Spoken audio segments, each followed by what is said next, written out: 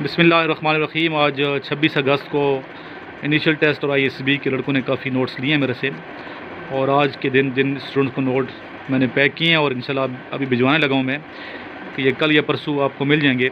उनके नाम बताता चलूँ, सिटीज़ बताता चलूँ। तो पहले नोट्स आगे मोहम्मद कासिम सन ऑफ मोहम्मद इशफाक, इनका ताल्लुक़ सादकाबाद से है। ये आपके बेटा मैंने M&P कोरियर पैक कर दिए।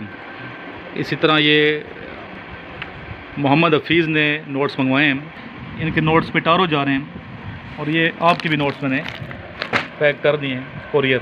अच्छा जी, ये गयासुद्दीन सन ऑफ मुहिबुल्ला, आपका ताल्लुक़ है दीर KP से, आपका ताल्लुक़ है। आपके भी ये नोट्स पैक हो चुके हैं, आपको भी हमने कोरियर कराया M&P। इस तरह ये जाहिद हुसैन सन ऑफ अमजद अली, आपका ताल्लुक़ है खैरपुर मीर से, ये आपके भी नोट्स भी पैक हो। आपको भी हमने M&P भेजा है courier service. Abdul Wahab son of Noor Jalal, आपका ताल्लुक़ है जी पेशावर से, आपका ताल्लुक़ है पेशावर से। आपके नोट्स भी M&P करा दिए और आपको डिलीवर हो जाएंगे आज जी। मोहम्मद तौसीफ़ खान सन ऑफ मीर जमाल, आपका ताल्लुक़ है सवाबी से, आपका ताल्लुक़ है सवाबी डिस्ट्रिक्ट से।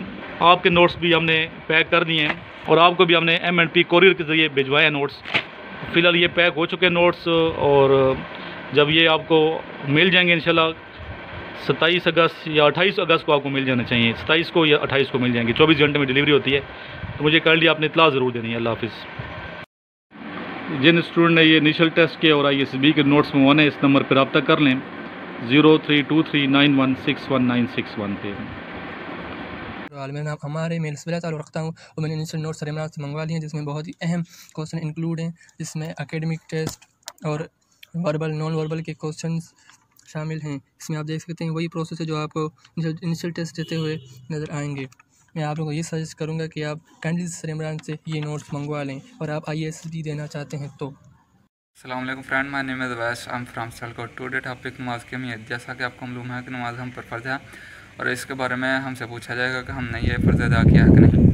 तो हमें चाहिए कि इस फ़र्ज़ को खुश सलूबी और अच्छे तरीके से अदा करें। नमाज की हम 5 वक्त की पाबंदी करें, और अल्लाह ताला ने भी कुरान पाक में 700 मरतबा इरशाद फरमाया कि नमाज कायम करो, और हमें इसके बारे में पूछो नहीं है कि हमने ये फ़र्ज़ अदा किया है कि नहीं। और हमें 5 वक्त की पाबंदी से नमाज पढ़नी चाहिए।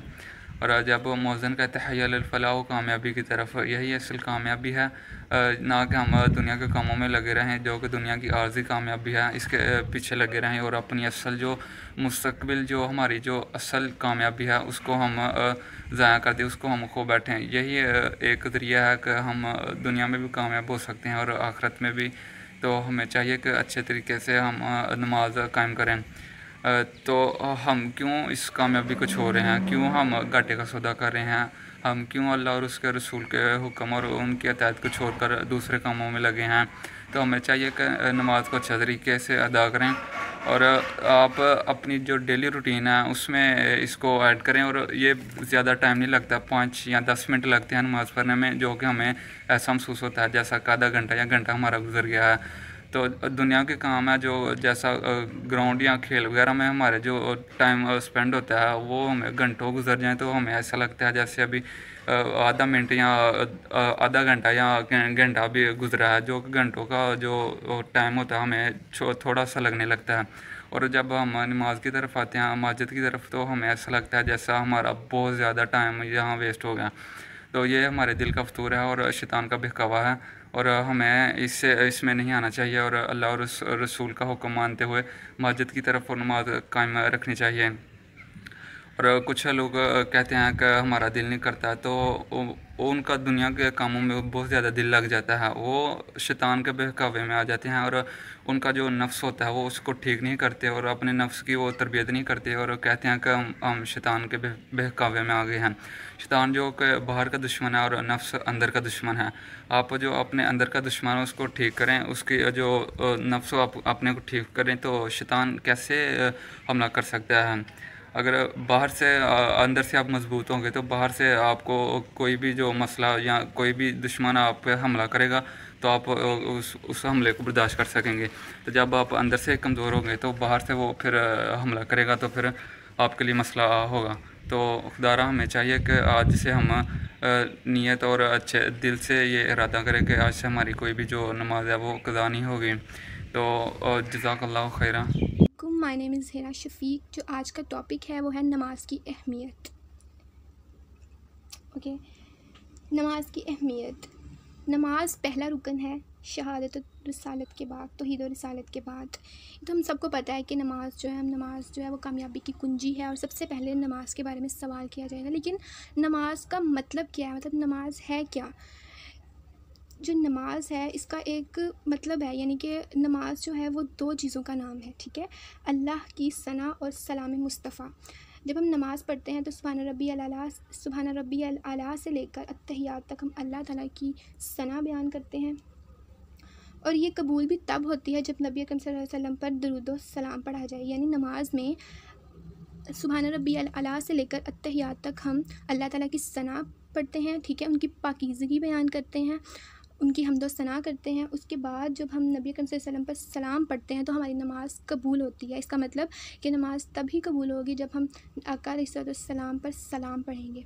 तो नमाज इसका मतलब ये है। और इसकी रूह क्या है? नमाज की भी एक रूह होती है, यानी कि सूरह अनकबूत की आयत नंबर 45 में अल्लाह ताला फरमा रहे हैं कि नमाज कायम करो। नमाज तुम्हें दो चीज़ों से रोकती है, एक बुराई और बुरे कामों से, ठीक है। बुराई और बुरे कामों से यानी फ़ाहिश किस्म की चीज़ों से रोकती है। नमाज का मकसद, जब हम नमाज़ पढ़ते हैं तो हमारे इखलाक संवरते हैं। और आका अलैहिस्सलाम ने फरमाया है कि मेरे अल्लाह ताला ने फरमाया, मैं उस शख्स की नमाज़ कबूल नहीं करता हूँ जो मेरी अज़मत की खातिर मतवाज़िया और मुनकसिर हो जाए और मेरी मखलूक पर जुल्म ना करे, मेरी याद को जारी रखे और मेरी नाफरमानी पर इसरार ना करे। और आखिर में कहा कि मुसीबत ज़दा पर रहम करे, बेवाओं पर रहम करे, मुसाफिरों मोहताजों पर रहमत करे। यानी कि हर एक के साथ उसका इखलाक अच्छा होना चाहिए। गरीबों की मदद करे, उनको उनकी माल के थ्रू मदद करे, उनको किसी किस्म की अजियत ना हो। जो शख्स जो नमाज़ तो पढ़ता है लेकिन उसकी तबीयत में ये तब्दीलियाँ ना आए, उसका इखलाक नहीं संवरता, तो उसकी नमाज़ अल्लाह ताला कबूल नहीं करता। अल्लाह ताला को हमारी सजदों की ज़रूरत नहीं है। अल्लाह ताला चाहते हैं कि हमारा जो इखलाक है वो बेहतर हो जाए, क्योंकि हुस्न इखलाक जो है वो बेहतरीन चीज़ है। जिसका इखलाक बेहतर होगा वो अल्लाह ताला के नज़दीक बेहतर है। तो इसलिए अल्लाह ताला तो गनी है, उनको हमारी किसी सजदे की ज़रूरत नहीं। उन्हें हमारे इखलाक रवैयों को संवारना है, इसलिए उन्होंने हमें नमाज़ पढ़ने का कहा है। उन्होंने नमाज़ का हमें तोहफ़ा इसीलिए दिया है कि हम नमाज़ के थ्रू अपने इखलाक बेहतर करें और अपनी आखिरत संवारें। ये है रुकन नमाज का हाल। बिस्मिल्लाहिर्रहमानिर्रहीम, अस्सलाम वालेकुम। मेरा नाम उरूज फातिमा है। आज का जो टॉपिक है नमाज की अहमियत। नमाज फ़ारसी का लफ्ज़ है जो अरबी लफ्ज़ सलवात का मुतबादिल है। नमाज 27 रजब नबूवत के 10वें साल फ़र्ज हुई। सलवात की लुग़वी मानी तारीफ़ करना, तिलावत और दुआ और रहमत के हैं। नबी अकरम सल्लल्लाहु अलैहि वसल्लम ने फरमाया, बच्चे को नमाज का हुक्म दो जब वो 7 साल का हो जाए, और जब वो 10 साल का हो जाए तो फिर तर्की नमाज पर उसे मारो। इस्लामी इबादत में नमाज को मरकज़ी हैसियत हासिल है, इसलिए बच्चों को इसका आदी बनाने का हुक्म दिया गया है। क्योंकि अगर बचपन में नमाज की अदायगी की आदत ना पड़े तो फिर नमाज की आदत नहीं डाली जा सकती। कुरान मजीद में अरकान इस्लाम में से जिस पर सबसे ज़्यादा जोर दिया गया है वो नमाज है।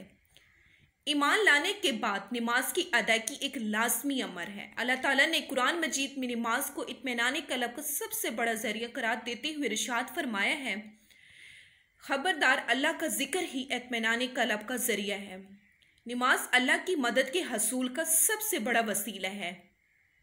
घर पर नमाज पढ़ने की बजाय मस्जिद में नमाज पढ़ने का सवाब 27 गुना ज्यादा है।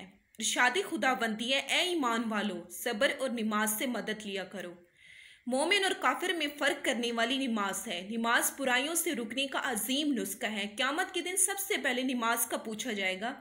मोमिन और काफिर के दरमियान हद फासिल है।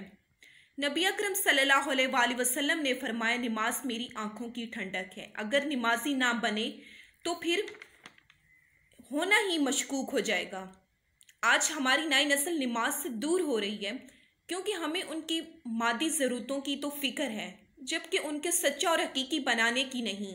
हदीस मुबारक है कि नमाज दीन का सतून है। जिसने इसे कैम किया उसने गोया दीन को कैम किया, और जिसने इसे ढा दिया उसने गोया दीन को ढा दिया। हर मुसलमान के लिए रोज़ाना 5 मरतबा ईमान के इम्तिहान का मौका आता है। मोहसिन उसे नमाज और फलाह की तरफ बुलाता है। अगर वो इस पुकार पर लब्बैक कहता है तो गोया वो अपने ईमान की सदाकत की गवाही देता है। इसलिए नमाज को दीन का सतून करार दिया गया है, जिसके ज़रिए अल्लाह ताला से तलक और राब्ता कायम रहता है। नमाज का कुरान में जिक्र 700 मरतबा आया है। नमाज मोमिन का मिराज है। नबी अकरम सल्लल्लाहु अलैहि वसल्लम ने फरमाया, जन्नत की कुंजी नमाज है और नमाज की कुंजी वज़ू है। यहाँ पर मेरा टॉपिक इख्तिताम पजीर हुआ। At the end I am requesting to all the viewers, please pray for me. इंशाल्लाह I want to be commission officer. Thank you. अल्लाह हाफिज़।